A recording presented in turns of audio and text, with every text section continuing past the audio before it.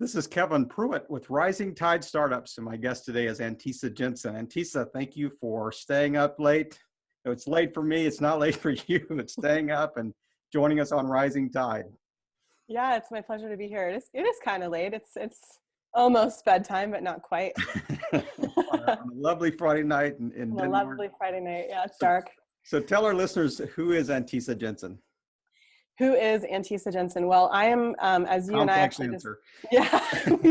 We just had a nice conversation about it. I will give you the Cliff Notes version of that. I'm an American. I'm living in Copenhagen. It's a fun fact about me. I've been expatriated here for the past 8 years. Wow. I am a coach, and I am also a speaker. I facilitate workshops with businesses, and I also do private coaching for predominantly powerhouse sort of trailblazers, coaches, people with an entrepreneurial spirit who are wanting to believe in their product, which in the case of my clients is themselves, enough to actually launch and be successful doing it.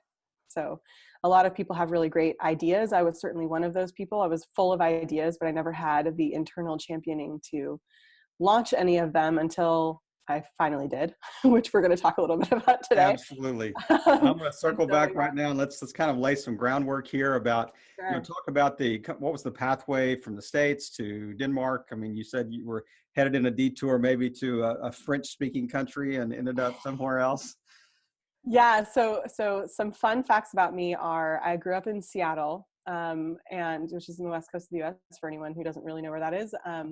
Moved to New York City after I went to college. And in college, I majored in French and music and studied a lot of psychology and philosophy as well. And not knowing what I was going to do after I graduated, I moved to New York City. And as it happens, I got a job at an investment bank. I got a job at a French investment bank, which was the only bridge between my education and my career at that point. I had no idea what finance was. It was so far outside of my understanding of how life worked. Mm-hmm. Like the economy and everything was just I was pretty blind to that as a musician, as a humanities, sort of more emotionally intelligent type person. And as it happened, I climbed up the ladder really fast. I'm a very quick study. And I worked in a bank. I got into managing finance. I was like, maybe this is my career path. And, doubled my salary in 6 years and traveled a ton. And I was headed to Paris as my career trajectory was to go work in the headquarters in Paris at BNP Paribas. It's the bank that I worked at. I was going to ask you about that, the French Open. Sponsor. Yes, exactly. They sponsor the French Open. That's what they're like, oh yeah, I know that brand, That's right. And then I've been a pretty adventurous traveler for most of my adult life, the past 16 years especially. And I was backpacking through northern Mexico with some girlfriends, hanging out with the Tarahumara Indians outside of Creel, if anyone has been there before, and met a Dane on the train on the way back, and we had a romantic love affair that turned into a long distance relationship. And my boss ended up giving me a leave of absence, and I came to Denmark to be with him to see what that was going to be like. And I got a job in a fairly short period of time. And so I ended up sort of re-navigating myself slightly due north, and ended up here working at a bank here doing similar work. The relationship didn't last. Spoiler alert. For those that want to stay to the end of the movie. Yeah, for the people who don't want to stay until the end, vacation romance is not necessarily the same as real life, and we had a hard time bridging that gap. Yeah.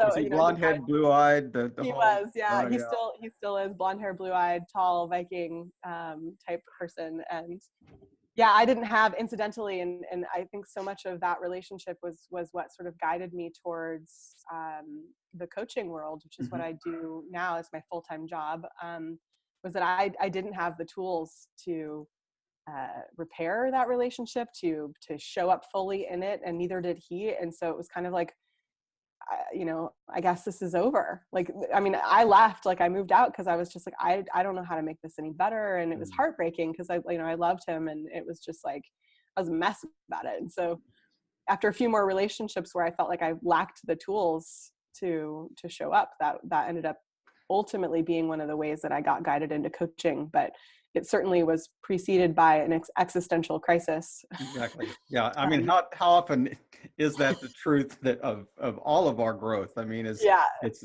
created outside of out of necessity. Yeah. We've had to do things differently. So when you moved from New York to Denmark, I mean, it's not always easy for an American to get a job in the European community. How did, No. I mean, the company sponsor you, or what was the, I mean, because they really, guard their, we lived in Europe for 12 years. So it's, Mm. I know they guard their labor market for EU citizens. So how did you navigate that? So I was of the fortunate situation, and incidentally, Denmark is, they struggle to retain top talent here, which is really interesting. Like they have whole workshops on how do you keep foreign talent in the country, because a lot of people come and then they get disenfranchised by the culture, and then they leave less than 2 or 3 years later because Is it they the can't, darkness, or is it the, I they mean, can't integrate. Danes yeah. aren't open. Mm. Like, at least on the surface, they're not open. It's a really hard culture to break into. Right. Which I struggled with too. I mean, like, Mm-hmm. I speak Danish fluently now, and most of my friends are Danish, and that has been the case. But there have been times where I've just been kind of like, okay, like, how do I get connection in this place? Yeah. Because people don't move around as much, and they stay friends with the people that they were in daycare with.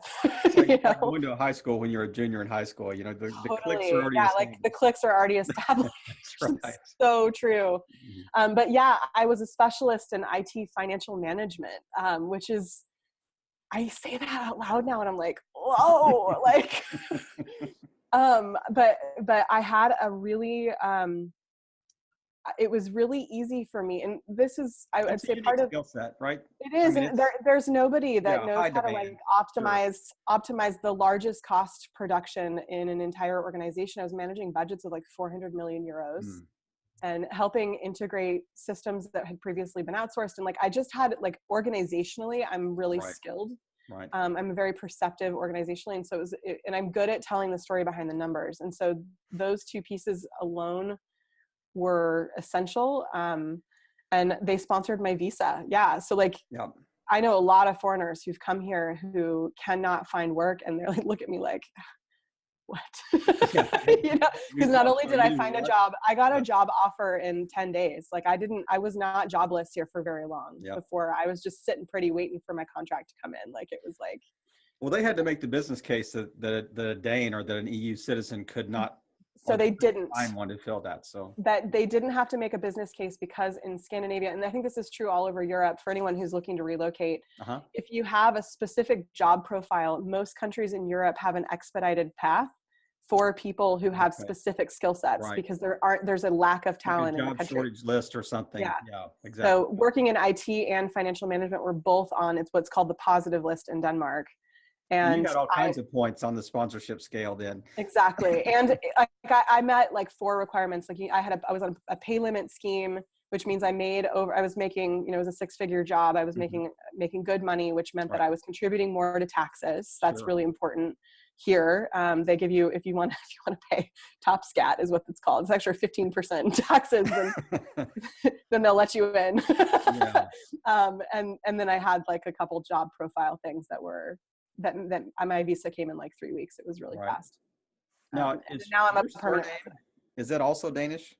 Yes. So was there a heritage? Yes, my great grandfather was originally from Aalborg, which is sort of on the west side of this tiny little country. And him and 4 of his brothers, of the 8 who all lived on a farm, moved to Iowa back in the day. And my family is predominantly Northern European. I'm actually more German than I am Danish, but I do think that like we talk about white privilege and class privilege and all those things. Like, me having a Danish last name has been super helpful here in terms of integration. Sure. People just generally expect that I belong without ever questioning. But if I had darker skin, different color eyes, I have blue eyes, and a different last name, my journey might have been different. And I'm very grateful for that. I think that it's a struggle for a lot of people to move to a place like this where it's kind of xenophobic. Yeah. So So you landed in Copenhagen. You were there. You're hanging out down at the harbor, seeing the Lady of the Harbor. How many times can you see it before you want to see something else and The see Little the Mermaid. beautiful buildings on the other? That's right. The beautiful Yeah. painted houses along the wharf there. And then, so what was the shift that led you out of kind of the corporate world onto your own? Well, so I think that the first thing that I noticed in moving here, and one of the things that really kept me going when I was working at the French bank in New York, is that I didn't have a cultural tie to working in an investment bank in Denmark. Sure. It was one of the first things I noticed, is that there wasn't the same level of family and chivalry, or not chivalry, family and like camaraderie. Right. Chivalry. Yeah. Not the right And word. maybe not chivalry either. That's right. And definitely not chivalry, because we were in Scandinavia, like, though I worked in IT, I was like the only woman in my entire department, which was great and terrible at the Yeah, same all time. the same, yeah. And that was probably my first clue that like I was interested for the wrong reasons. And then I started to get bored and realize, like, I was, like, I don't know if you relate to this, but like certain things are really easy for me. And I never really took credit for those things. And so one of the things that I started to notice is that I was wholly lazy 90% of the time, strolling into the office at like 9:15, leaving at 4:15 to go to the gym. And like, and no one would ever say anything about it, because I was a top performer. Sure. And I would do all of my work in 10% of the time and still do better than everyone else. And I was just like, this is boring. Yeah. It's just like, this is Next. not like, just because I can do this with my eyes closed doesn't mean that I should be here, Right. And then like the existential crisis came when I, like I was traveling a ton. Denmark has, I feel like I'm bragging a little bit. I kind of am, is they have 6 weeks of vacation here. Mm. I had 7 because I worked at a bank. And so I was traveling all over the world. Yep. And you could And afford to do it. You had the and I time. could afford to do it. And I had Good the stuff. time, I had the energy, like I wasn't stressed out. I didn't need to go Right. sit on a cruise ship in order to recover from the other 50 weeks of the year that I didn't have Exactly. a moment to Exactly. myself. Like I was like going on adventure, going offline for a month in February, like doing cool stuff.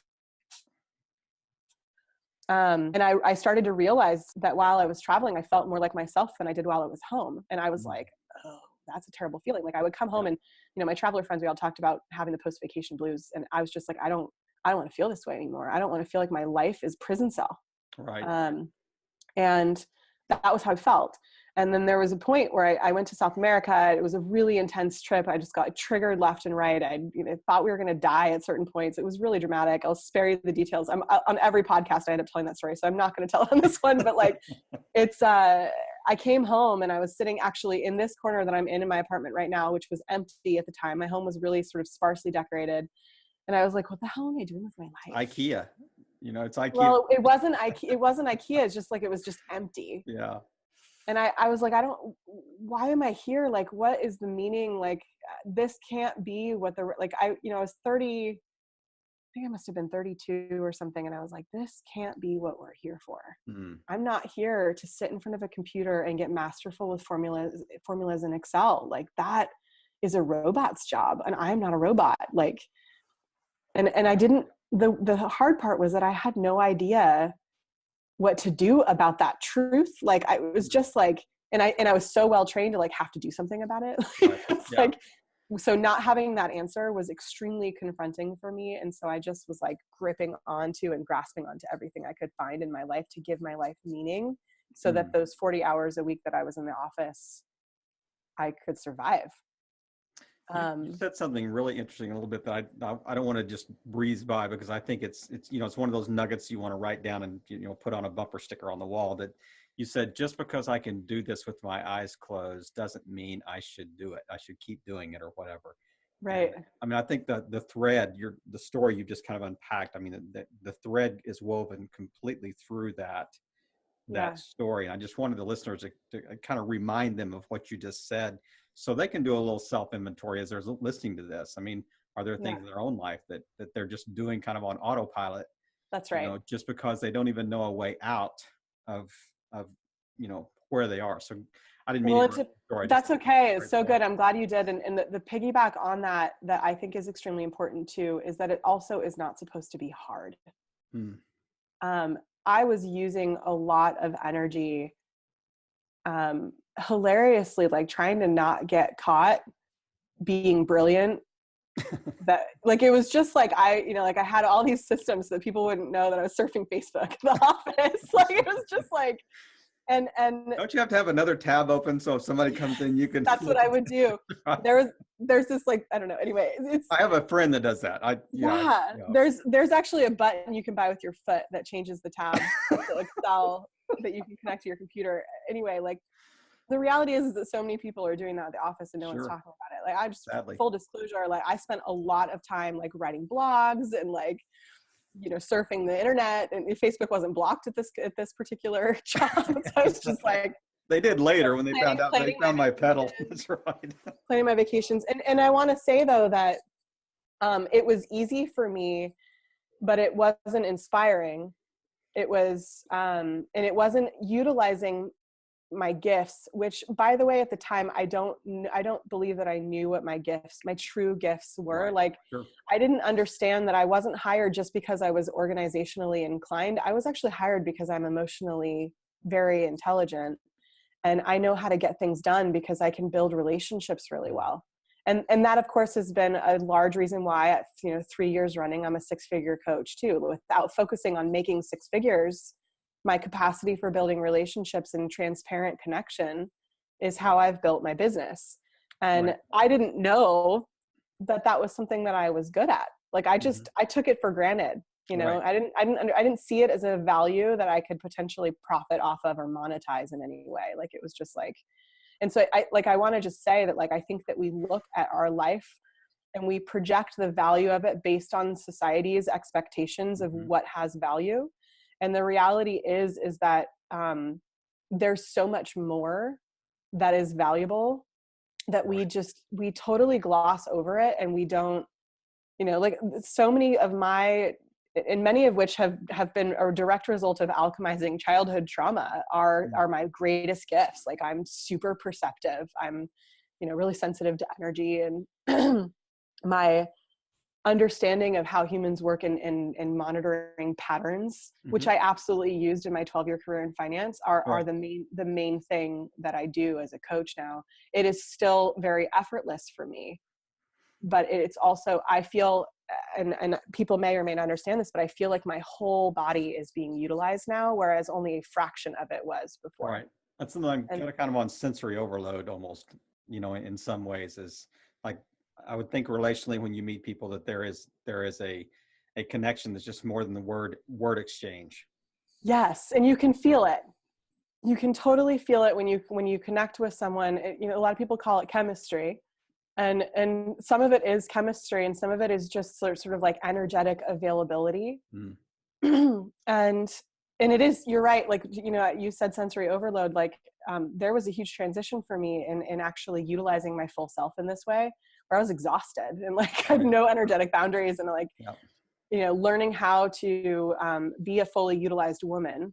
And I'm going to coin that term right now, but like, I was only a fraction utilized when I was working in a bank, and that Mhm. was why I felt empty and purposeless, and like life didn't have meaning. And then I learned how to use my full self, and I, as a side effect of that, I actually had to restructure my life Yeah. to accommodate using my full self, which means that now I spend more time resting. Right. I don't spend 40 hours in front of people. I Yeah. spend 10 hours in front of people, 10 to Right. 15 probably a week.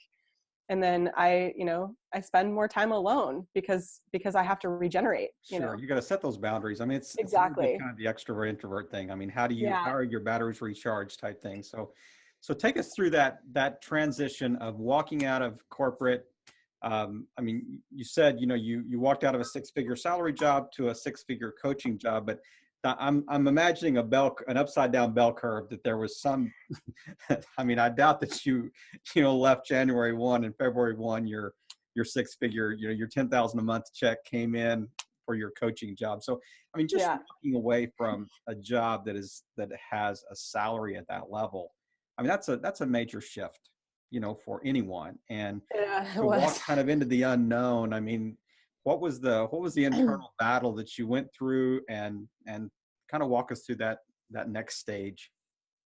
Yeah, and you had asked me what one of my guiding light quotes is, and I know that it's not the time for that, but it is the time for it actually. You just put it in. That's right. I'm just gonna insert it in. Absolutely. Something that I have always lived by, even before I had my own version of an awakening and changed gears completely in my life, which Mhm. which was very clear when that Right. started to happen. Some people call it like a dark night of the soul. Yeah. Certainly experienced that. But a quote that I have been living by since I was probably in high school is by Patrick Overton. And it says, when you walk to the edge of all the light you have and take that first step into the darkness of the unknown, you must believe that one of two things will happen. There will be something solid for you to stand upon, or you will be taught to fly. I think that's And also a Star Wars scene where Luke has to step off onto the bridge that isn't there yet. So yeah, right, and like a Indiana Jones, where he is like, exactly. I think it's Raiders of the Lost Ark, where he has to like step out and then he realizes that there's this whole bridge. Exactly. Yeah. So I So didn't mean to that, demean your point there. Please go ahead. yeah, like I'm deeply governed by that, and one of the things that I think separates sort of the the warriors from the non-warriors. I don't even know where I was going Hmm. with that, but like you have to practice faith, whatever that means for you. I'm a very deeply spiritual person. I'm not particularly religious, though I Hmm. have an appreciation for religion as well. But like I have a deep level of faith that I'm going to be okay. And more and more and more and more, as I grow more evolved in my own practice. And I did one of the things that I will absolutely take full credit for is that I work my butt off. Hmm. Um, and some of that is unconscious working my butt off because I am processing things constantly in my system. I'm skilled at that, even though it's not something that I ever was taught. Hmm. That is something that I'm energetically efficient, Right. um, with myself. And which is partly why I could get away with working 10% of the Sure. time That's at a right. company. So I kind of already knew how to do that. Yep. But I started and launched my business a year and a half before I left it. That's what I My was going to corporate ask you. job. Was there overlap, or was it, you stopped one day? There was absolutely lap. And I will say, yeah, I don't encourage anyone to just blindly quit their jobs. Hmm. That is I dabble a lot in neuroscience, and I understand, also based on my own experience, what does it mean to take large risks? I take huge risks. I take bigger risks than most people I know. I make big investments. I throw myself off a cliff, Hmm. pretty willingly. Um, but one of the things that I think is really important for people to know is what their resilience capacity is. Because if you take too big of a leap and you haven't proven to yourself enough to create evidence that you can generate revenue, Right. and that you're resourceful. Right. I had plenty of experience being resourceful. When I moved to New York City, I moved with $4,000 in my pocket and 3 suitcases with no job, no apartment when I was 22. So I knew that no matter what, Hmm. I'm employable enough to make better than good money, Right. and I'm resourceful and I know how to make things happen. And so that's an important thing to have really ingrained. I also had a coach. Well, that So could be I a didn't, safety net, and I mean that could be almost a hindrance and a strength. So, as you were talking about. to have a coach, you mean? No, no, I'm sorry, but I was talking about, I'm employable. I could get a job. I got a job once. I can do it again. It's Yeah, almost, I mean, there's this balance between I'm going to burn the boats and I'm all in, you're or so right. almost I'm going to step out with fear and trepidation and say, if it doesn't work out, I can always go back to my day gig. I would think that there would have to be a mental shift that you said, I'm not going back. I Yeah. could, and I can, but I'm not. So So, I want to tell a powerful story about that, actually. Specifically that thing, because you're right.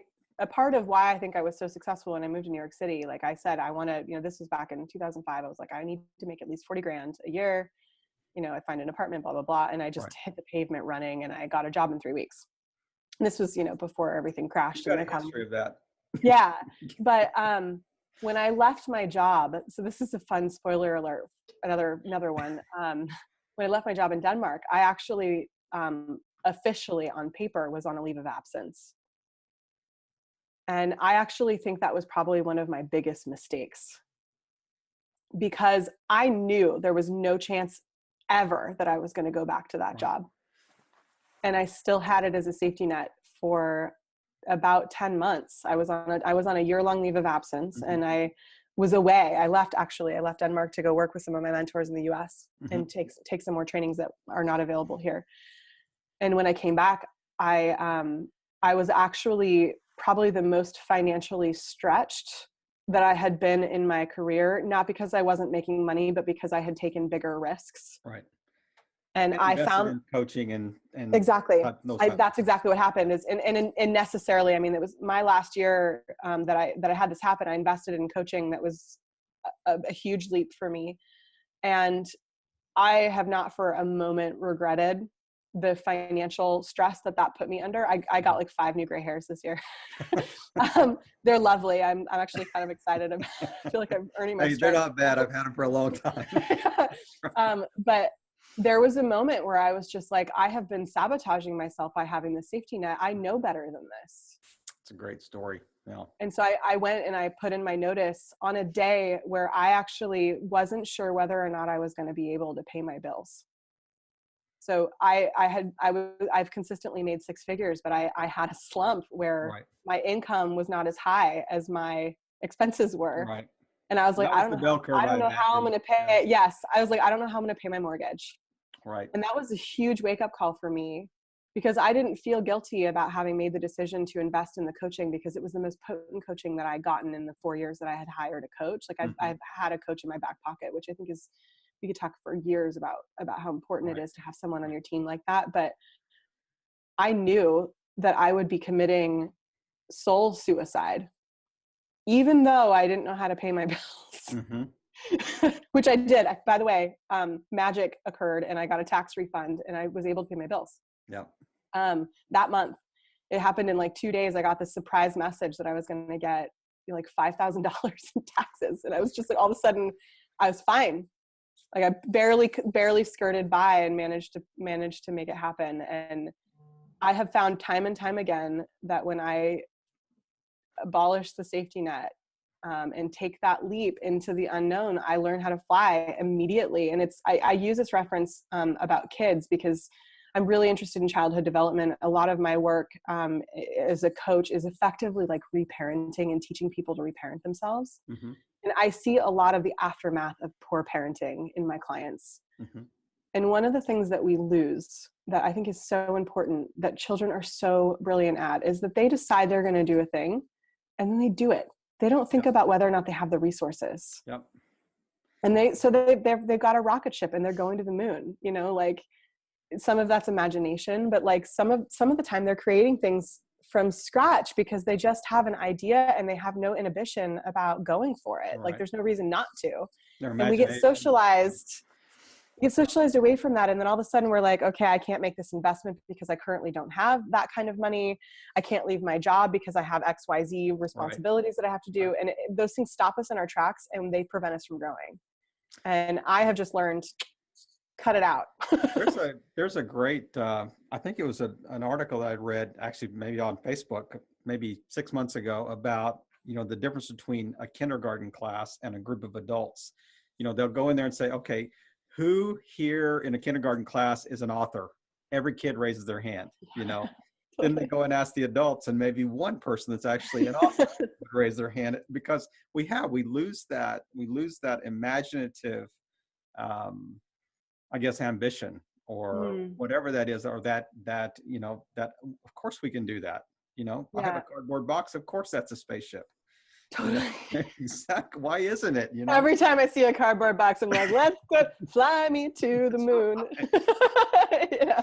Exactly. Well, I want you to kind of drill down on that a little bit as we kind of shift into the, the segment that I really I'm looking forward to all of this, but I Yeah. really like the way that we kind of wrap up our interviews here on Rising Tide with a kind of a micro course. And I want you to just really touch on, kind of a segue into your services that you provide.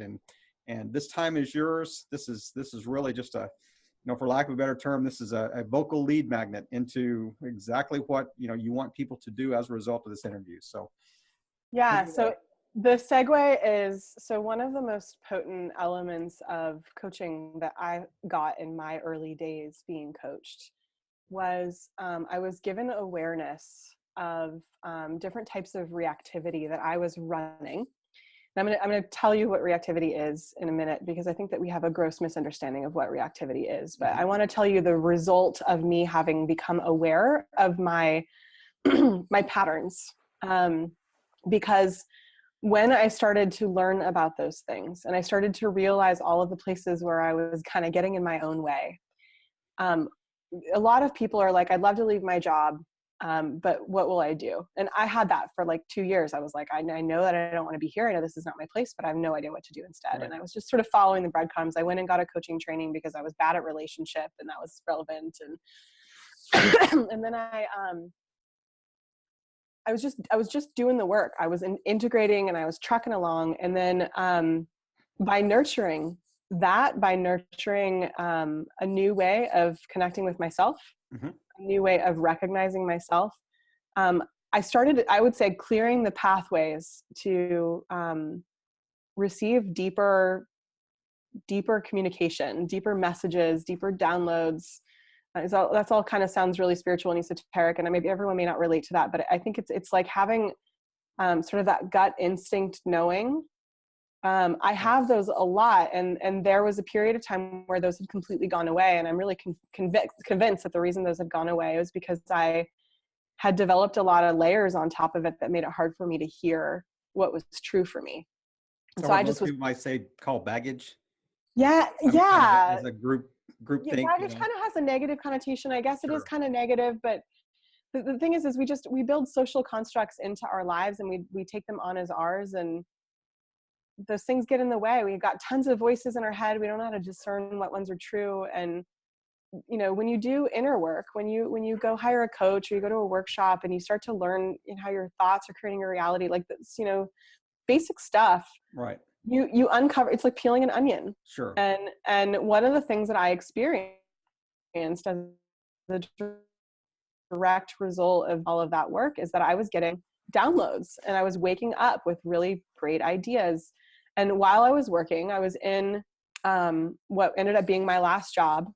I was practicing telling the truth more, like speaking honestly about who I was in the world and what I wanted and what I was looking for. And I woke up one morning and I was in the shower and I got a download of a business plan in like a 10-minute, I was looking out into my garden, just washing my hair. And I was like, holy crap, this is great idea. And it was for my business that is now a limb of the many things that I do, but it's called Right. Adventure Awake. And the business exists to teach people emotional intelligence tools in the real world. And we go out and travel. And I've taken now groups to Namibia, to Greenland, to Mongolia, to Jordan, to Georgia, to national parks in the United States with individuals. And it's a conglomeration of so many of the things that I have had as a part of my life, that in order for me to even realize the gifts of those, I had to integrate them first. Like I traveled to so many countries and I wanted to be the next Anthony Bourdain in so many ways. But I was like, who would ever hire me? And that's a killer thought. Yeah. You do not, those thoughts are the ones that you want to get rid of, 5-year-olds aren't thinking that. Right. Yeah. Who am I to be something big? And now I'm like, who am I not to? And I really do, lead with like, if I don't, like it's my job to take a stand for the impact that I want to have in the world. And not everyone's here to do massive impact work, but I certainly feel like that's my calling. I'm here to help people get access to the parts of them that they've thrown away or buried in Right. many cases. Exactly. And it is, you know, the thing I'm about to teach, you know, is around reactivity, because that was a huge energy release for me. And when you release, we are using so much energy in our bodies to create some semblance of normalcy, to try and fit in with an environment that may not be resonant with who we are. When you start to release that, you create space for what's true and real. And you become more energetically efficient over time. It doesn't happen overnight, you know, and sometimes letting go of certain things is really hard. Right. But probably the biggest power tool for me and for many of my all of my clients, is starting to understand what is reactivity. So what do you think of when you hear reactivity? You think overreaction, you think angry. Right. Right. That's probably the primary, yeah. It's the primary thing, you know, like, if you're reacting, you're emotionally out of control, right? I think that's a general judgment that we make about reactive behavior. Reactive behavior comes from the reptilian brain, from the amygdala. It's when we don't feel safe or we're otherwise energetically stretched. I mean, maybe haven't gotten enough sleep or food. You know, that concept of being hangry. Right. some people really, the Snickers bar will not just fix it. Yes. Yeah. So, and some people try that. Emotional eating is a thing. That's not step one. Step one is not go get a Snickers bar. Not go get don't go get a Snickers bar. Those are unhealthy. But the angry behavior is actually just a fragment of all of the ways in which we are sometimes in almost constant reaction mode.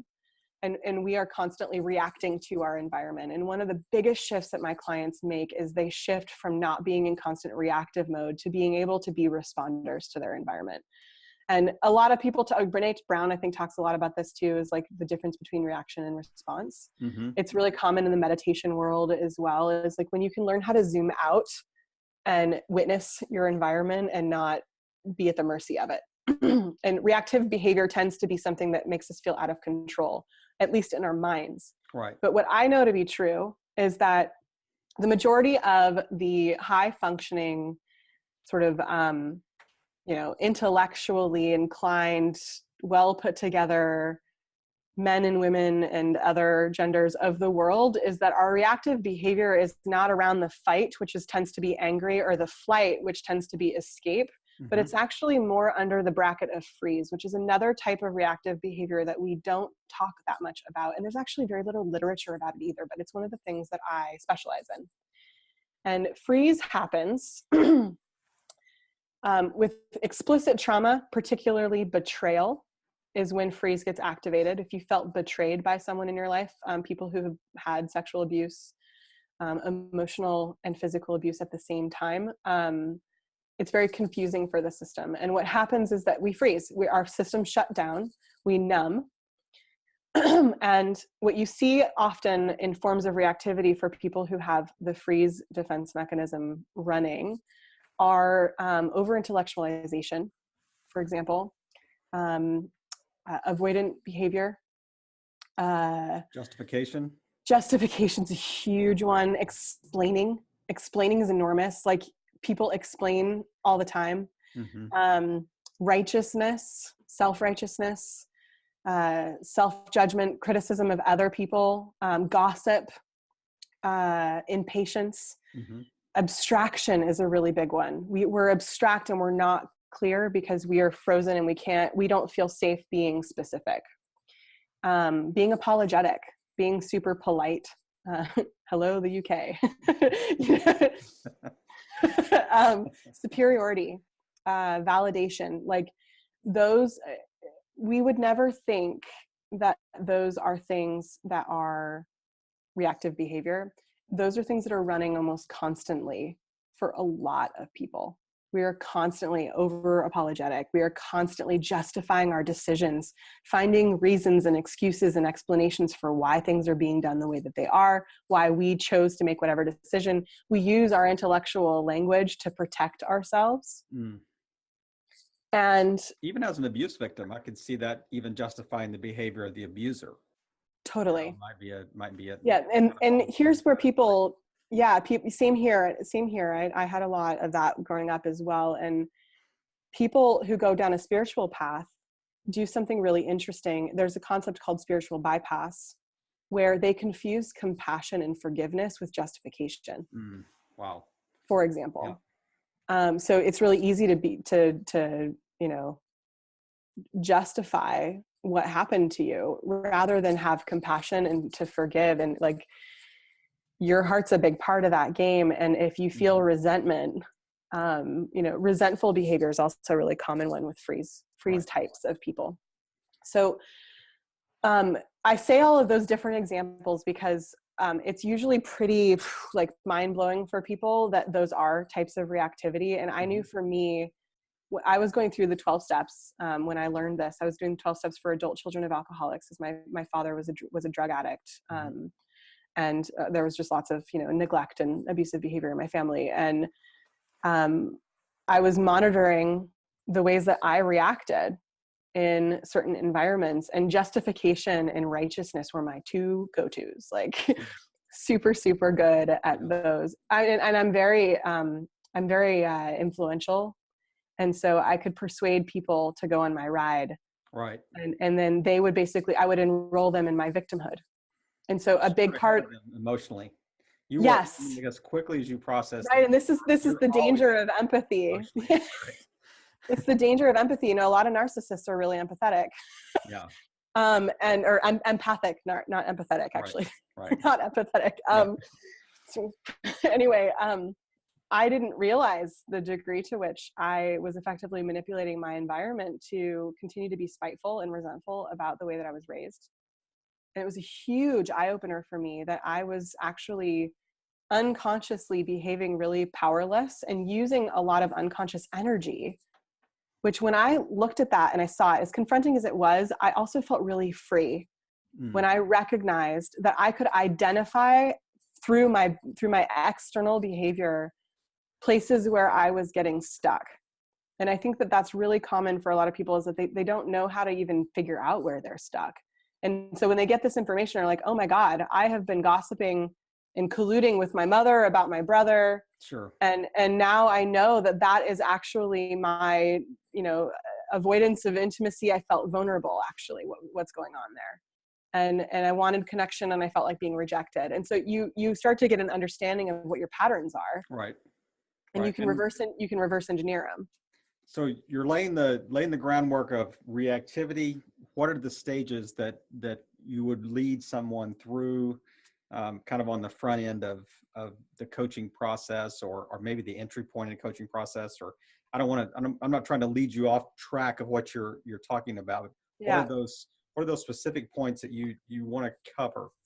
So there are two things, and one of them is related to the downloadable file that listening to this episode will be able to get access to take themselves through this whole process. And that is working with people on what their belief systems are. Right. So I start people with understanding, I don't know if you know Karpman's drama triangle. It's used in psychology. It was developed in psychology in the 70s. It's a really powerful tool to understand where you are creating your reality and where you're creating specific dynamics with people in your life. So, we get traumatized in relationship. We also heal in relationship. And other people are a beautiful external reflection of what's going on for you. So if you're surrounded by a bunch of people who are constantly feeling powerless, chances are likely that you are enabling them or abusing them. One of the two. So you're either just to fit the ones that are, what is the famous Jim Rohn quote that you become the 5 people you surround yourself with?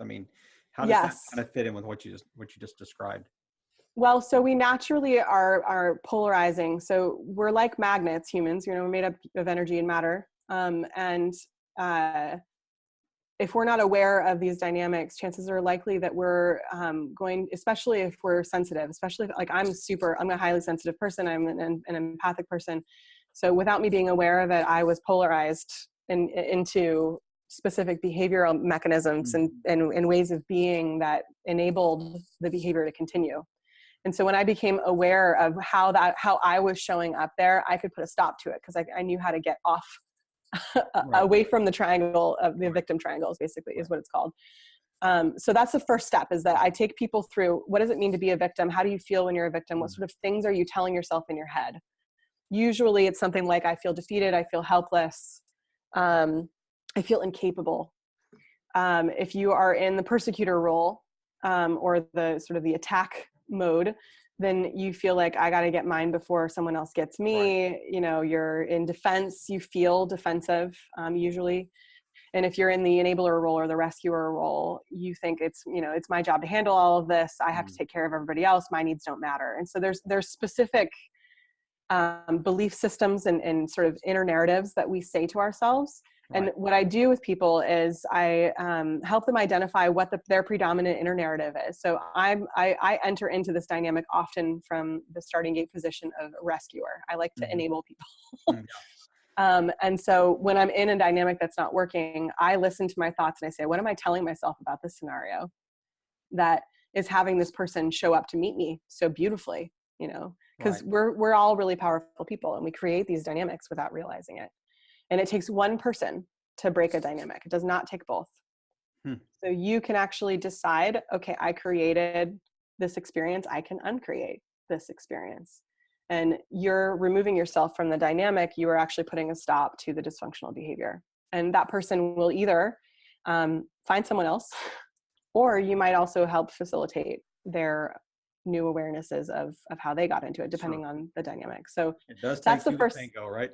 It takes two to tango to heal in a connected dynamic. That's not always true. Like, you know, you can heal your relationships with your parents, even if you're not connected to them. But anyway, so that's the first step is understanding and recognizing what your tendencies are there. Sometimes people don't necessarily know what the narratives are, but they will know what the reactive behavior is. And so righteousness is a really common one for people who are rescuers. So they get into martyr syndrome. They feel martyred when they go out of their way to help somebody and then they're not appreciated, for example. And then they become the martyr. It's after everything I've done, this is the thanks I get. And their hands are up like that. That's exactly right. Yeah. This is the body pose of that, right? The victim is slumped over, total defeat. No one will ever help me. I have to do this all alone. And the persecutor usually has their arms crossed. And the reactive behavior of a persecutor tends to be more attack, or sometimes the silent treatment is persecutory behavior, where you basically like make people flail by not giving them any information, like being in total shutdown. And then the victim behavior is like more like being apologetic, you know, not necessarily like explaining and justifying is a really big one of like, this is why I did this, and let me just enroll you in how incapable I am. Self-blame, you know, and lots of self-blame. I may have brought this on myself type thing. So yeah, well, and I feel terrible about myself, so come in and help me because I can't do this on my own. You know, like the victims tend to not feel like they're empowered to do anything by themselves.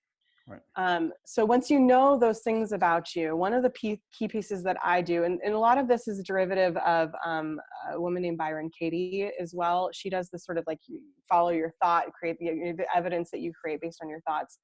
Some of that is from her and from a woman named Lynn Forrest, who I mentored with for a couple of years, who also uses the drama triangle.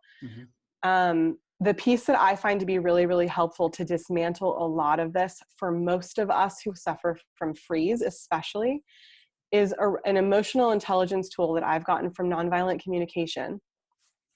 And that is a list of your feelings when your needs are not being met. And one of the things that I find with most adults, you can't truly be emotionally intelligent unless you have emotional granularity, which is to say language to describe how you feel physically and emotionally. Right. So it's both emotional and somatic intelligence that we are very, very missing. We have a lot of intellectual intelligence, but not the other two. And this is just on the front end of, we're not even into the coaching sessions yet. You're just kind of on the very front end. So I do this work with them. Yeah, my clients, I mean, they're all laying on the couch by this time. They're exhausted. We do this slowly over time. Like this is usually the first month or two of working with a private client that I go through this stuff. So I want to give people a taste of it because I think people think that it's really easy to think that it's not possible to change things. And we focus so much on how it would be possible to change our external environment. And actually you can change a lot by changing your internal environment. And all of this is really about emotional biohacking. Right. I mean, you have covered so many things in a very short period of time. Yeah. So laser focus in on, say, who would be your ideal client at this stage, and My ideal, whatever the lead magnet would be. yeah. So my ideal clients are people who feel really strongly that they're here to have a really powerful impact on the world and don't feel like they're really launching in the way that they want to. So they have external reflections of either, their relationships aren't working, they're not making the money that they want. They don't feel empowered to, champion their ideas, but they also feel a deep yearning to do something extraordinary. Right. And they're powerhouses in their own right in a lot of ways, but there are areas of their life where they're not, and we basically work to align them so that they're powerhouses everywhere. So they have already been successful at some level in something. Yes. So yeah, I mean, I tend to work with high performers who have already proven to themselves that they're good, but they've proven to themselves that they're good by someone else's standards. And so it's really about learning how to be unapologetically aligned with your own standards. Right. Make your life more meaningful on your terms, not someone else's. Right. Which is really confronting for a lot of the high performers, because they've become high performers by playing by someone else's rules. Which is, I mean, it's the word I'm trying to think of. It's like a paradox. I mean, it's it's like I've got these two opposing thoughts going on in my mind, and it's almost like the the immovable force meets the irresistible force meets the immovable object type thing. Totally. It's like, it's like people who say, I don't have time to be present, and not being present is one of the reasons why they don't have time. Exactly. Like that little infinity. So how can a high performer get involved with you? So I have a file that they can download first if they want to. You go to my website, you go to antesajensen.com/believe. And in ANTESA JENSEN.com. Yeah. Okay. /believe. Okay.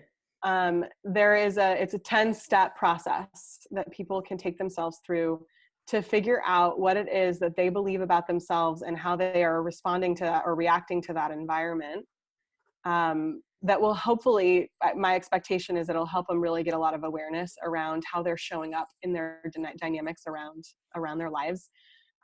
It also generates a certain level of possibility, like, oh, actually, this is not an immovable force. This is totally agile, and I can actually shift around this. Right.